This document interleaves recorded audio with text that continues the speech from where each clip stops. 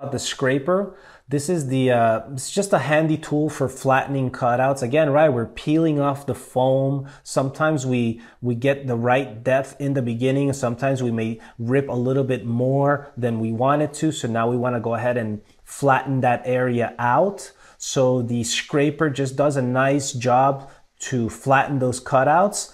Once you've cut the shape and peel the foam, the scraper will go ahead and get rid of any leftover foam material. So again, it works really good for larger areas where there may be some imperfections that may happen when peeling the foam, especially when it's bigger shapes that you need to go ahead and peel out. Some of that may end up getting ripped in the process. So this is just a nice way to be able to flatten all those areas out. It's kind of like a cheese grater, so it's just gonna really be able to clean out those areas. You can use a brush to go ahead and brush off the debris, the excess out of the way.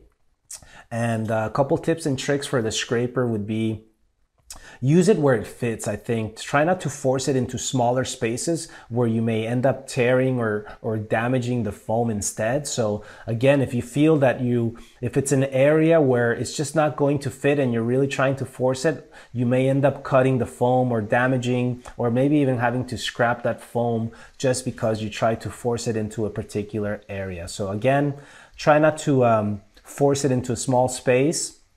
And lastly, just take the time to peel the foam to reduce the amount of time you spend using the scraper to flatten out the bottom of your cutouts. So again, if you just take if you take time to go ahead and do a clean peel, then you may realize that you don't have to use this as much, but from time to time, you will need to use it. So it's nice to have it available. And it's just nice to go ahead and, again, if you need it to be able to flatten out a little extra section, then it's there to be able to do so.